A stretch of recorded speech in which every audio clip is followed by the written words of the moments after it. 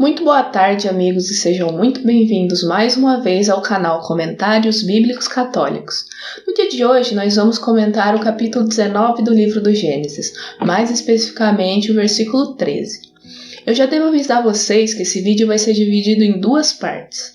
Então, sem mais enrolação, me acompanhe na primeira parte desse vídeo. Livro do Gênesis, capítulo 19, versículo 13.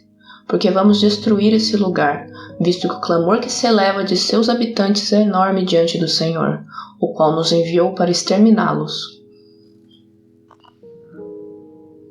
Bom, e a princípio não há referência direta de qual era o pecado que clamava ao céu por justiça, mas sabemos que as práticas sexuais do sexo anal, mesmo entre homem e mulher ou a própria prática do sexo homossexual, são chamados tradicionalmente de sodomia, ou seja, Sodoma, sodomia.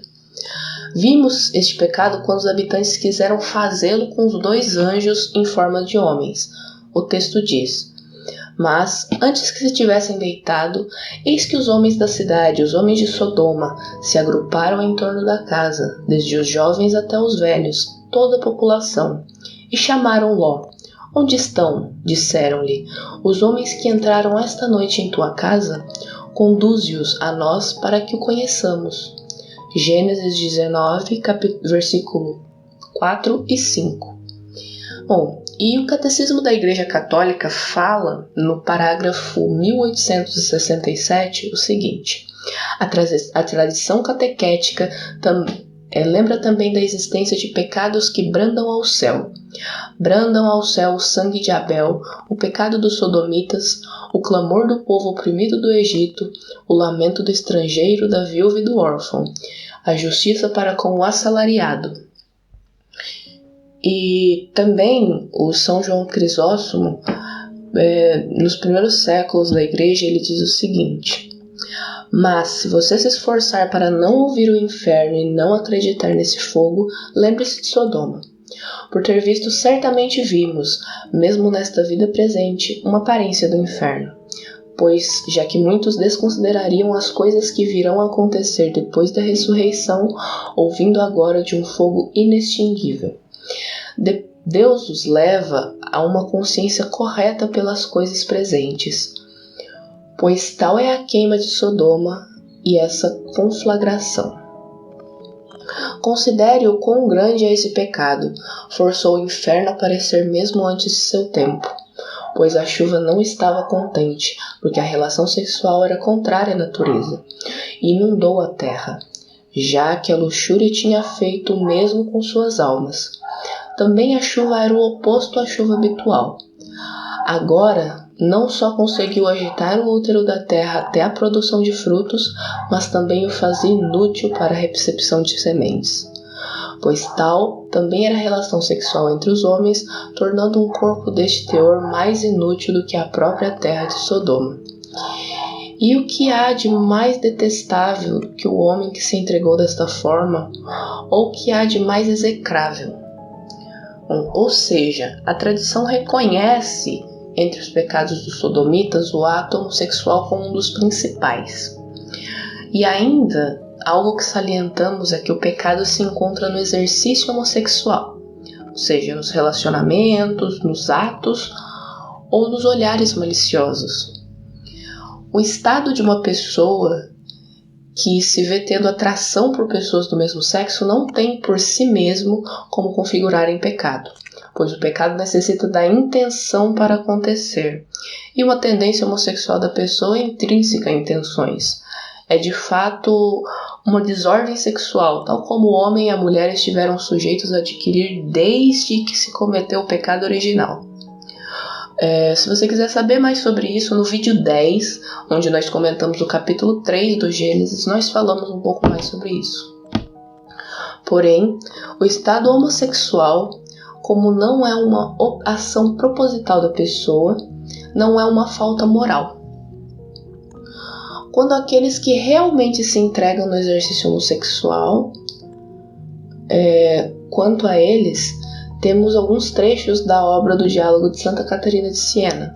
É claro, é uma obra privada, nós não temos que aceitar o conteúdo dela como artigo de fé, mas é uma exposição de uma santa em contato com Deus, onde é uma conversa com o Senhor, e o Altíssimo fala.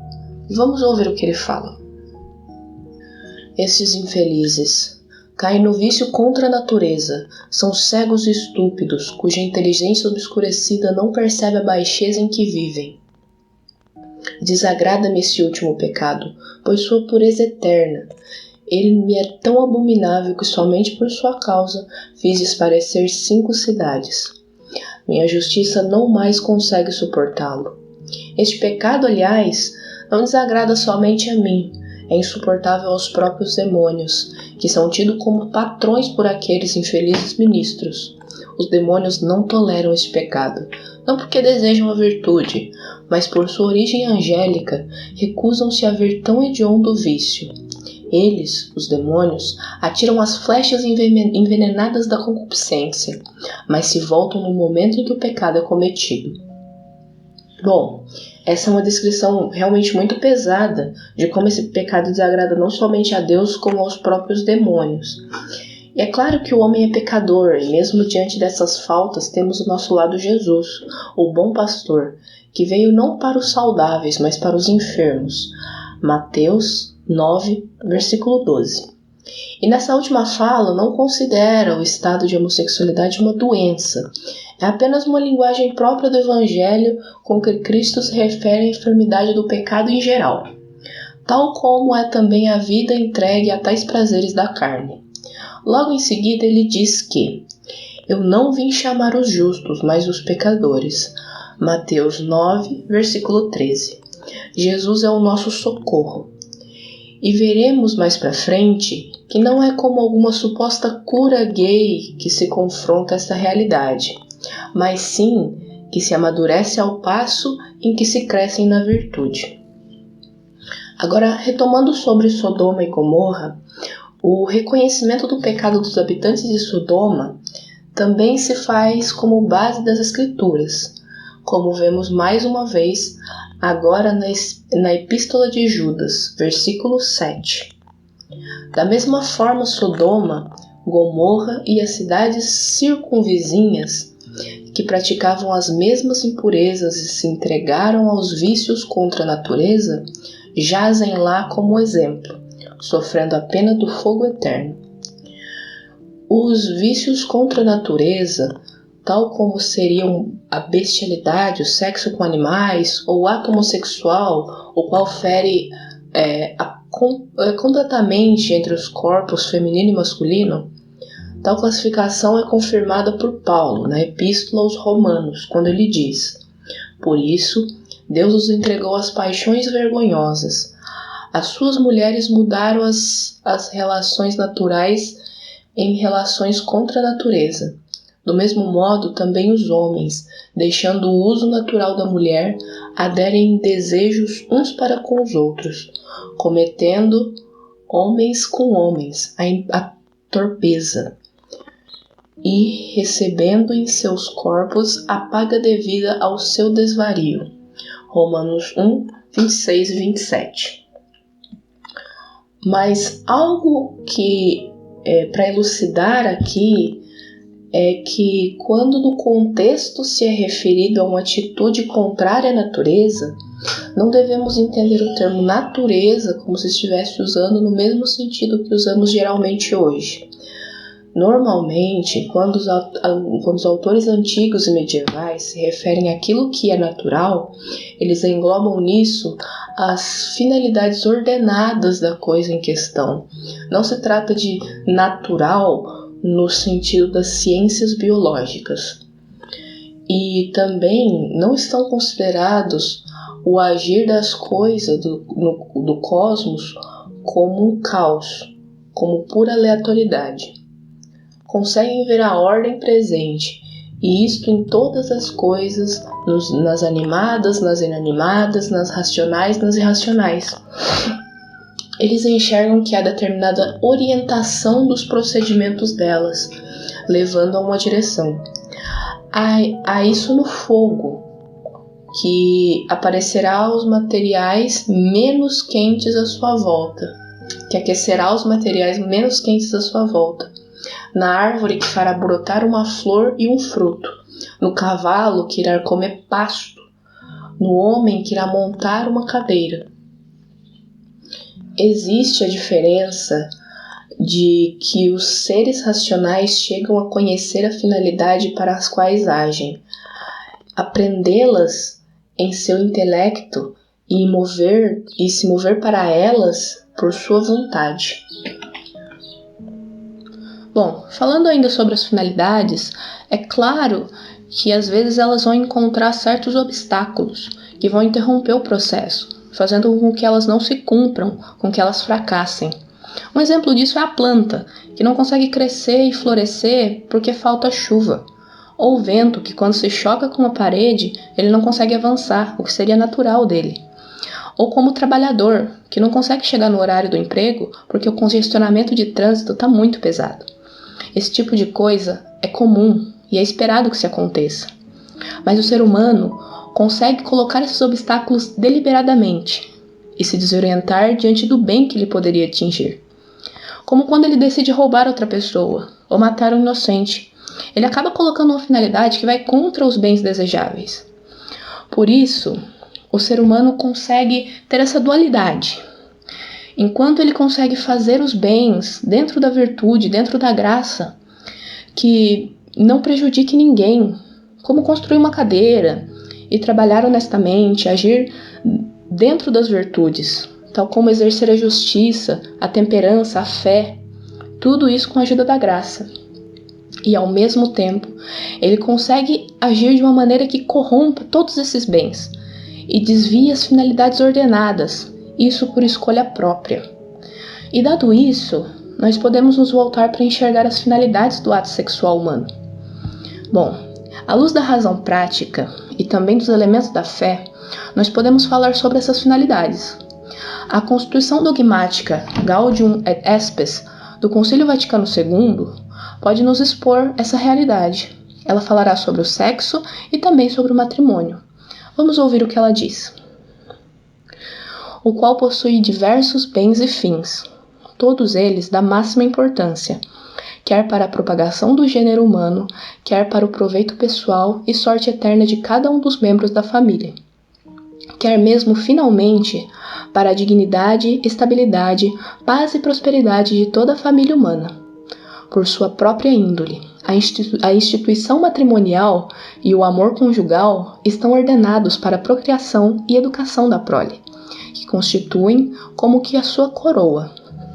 Bom, sendo isso bem claro, nós concluímos que a prole precisa da segurança do matrimônio para poder crescer plenamente, para poder se desenvolver em todos os aspectos. Ela necessita dessa referência dos pais, que não só devem gerá-la, mas também cuidar. Bom, prosseguindo na Constituição, o homem e a mulher, que pela aliança conjugal já não são dois, mas uma só carne. Mateus 19, versículo 6. Prestam-se recíproca ajuda e serviço com uma íntima união das suas pessoas e atividades. Tomam consciência da própria unidade e cada vez mais a realizam. Esta união íntima, já que é dom recíproco de duas pessoas, exige do mesmo modo que os bens dos filhos, a inteira fidelidade dos cônjuges e a indissolubilidade da sua união. Bom, nós falamos um pouco disso no vídeo 44, onde nós comentamos o capítulo 16 do livro do Gênesis. Lá, nós expusemos que essa reciprocidade entre os cônjuges é devida do matrimônio. Disso decorre também a fidelidade e a monogamia. E como afirmado aqui também, a indissolubilidade. No documento da Congregação para a Doutrina de Fé, existem considerações sobre projetos de relacionamento legal, do reconhecimento legal das uniões homossexuais. E nisso nós podemos explorar também a natureza do matrimônio, do sexo e da questão homossexual. Nós trazemos primeiramente o que o documento vai dizer. Em primeiro lugar, o homem, imagem de Deus, foi criado, homem e mulher. E tendo isso como fato revelado, nós chegamos à conclusão de que o homem e a mulher são animais racionais, da mesma espécie, ou seja, eles são iguais, Porém, nós percebemos que há diferença de natureza entre homem e mulher. E também há peculiaridades de cada sexo. E disso nós discorremos que o homem e a mulher são iguais enquanto pessoas e completamente enquanto homem e mulher. A sexualidade, por um lado, faz parte da esfera biológica e, por outro, é elevado na criatura humana a um nível novo, o pessoal, onde o corpo e o espírito se unem. Lembrando do que nós falamos no vídeo 5, onde nós comentamos o capítulo 1 do livro do Gênesis, o homem, ser imagem de Deus, é nada mais do que a afirmação de sua alma racional. Continuando então, conhecendo sobre o matrimônio, o qual existe como forma de vida em que se realiza aquela comunhão de pessoas que requer o exercício da faculdade sexual. Essa afirmação encontra como que um correspondente. É um dado revelado que, por isso, o homem deixará o seu pai e a sua mãe, e unir-se-á a sua mulher, e os dois tornar-se-ão uma só carne. Gênesis 2, versículo 24. O homem e a mulher, eles são tais que no ato conjugal possuem uma finalidade unitiva. Nós vemos então que essa complementação do homem para com a mulher e da mulher para com o homem, a partir da qual os dois podem se unir, e cuja união mais íntima é tão precisa que tem que ser acompanhada por uma aliança especial entre os dois, o laço matrimonial. Mas por que isso? Porque essa doação íntima de si mesmo e recebimento da intimidade do outro, em que ambas as pessoas o fazem a partir de seus próprios corpos e espíritos, para com o corpo e espírito do outro que o espera, tanto na dimensão biológica como também na voluntária, é tal que entrega a própria pessoa em sua profundidade no ato sexual, e para isso precisa ser resguardada. Agora, continuando no documento, nós também temos que, por fim, Deus quis dar à união do homem e da mulher uma participação especial na sua obra criadora. Por isso, abençoou o homem e a mulher com as palavras: sedes fecundos e multiplicai-vos. Gênesis 1, versículo 28. No plano do Criador, a complementariedade dos sexos e a fecundidade pertencem, portanto, à própria natureza da instituição do matrimônio. Aqui temos também, é claro, que aos homens a função procriadora do matrimônio e do sexo. Assim sendo, nós temos o caráter da procriação e criação dos filhos juntos dos outros recém-nascidos apresentados. Agora, dado essas finalidades, nós podemos comentar com o documento sobre aspectos das relações homossexuais. Vamos ver o que o documento diz. Nas uniões homossexuais estão totalmente ausentes os elementos biológicos e antropológicos do matrimônio e da família, que poderiam dar um fundamento racional ao reconhecimento legal dessas uniões. Essas não se encontram em condição de garantir um modo adequado de procriação e a sobrevivência da espécie humana. A eventual utilização dos meios postos à sua disposição pelas recentes descobertas no campo da fecundação artificial, além de comportar graves faltas de respeito à dignidade humana, não altera minimamente essa sua inadequação.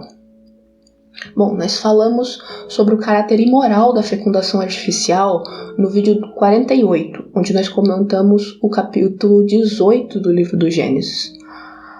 Agora, continuando no documento, explica-se essa inadequação.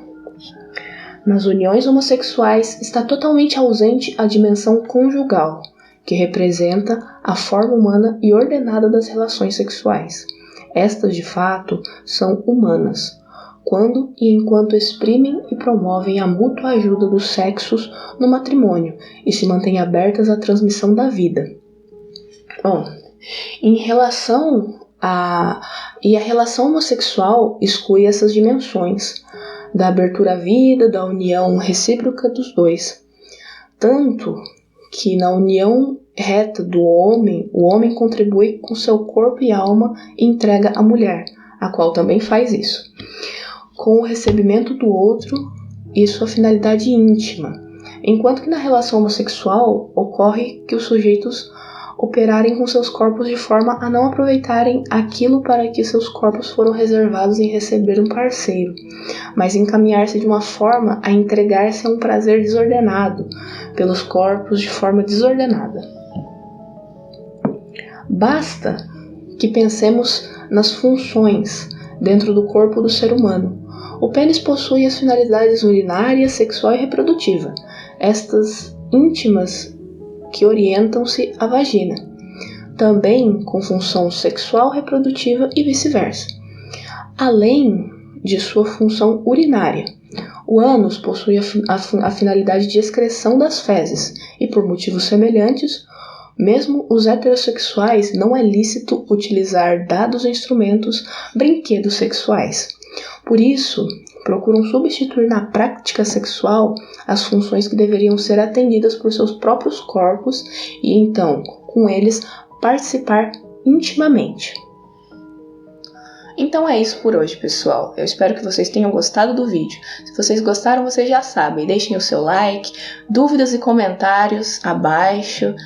Se vocês gostam do nosso trabalho, se inscrevam no canal, compartilhem com algum amigo. Então, eu vou ficando por aqui e eu aguardo vocês na continuação desse vídeo.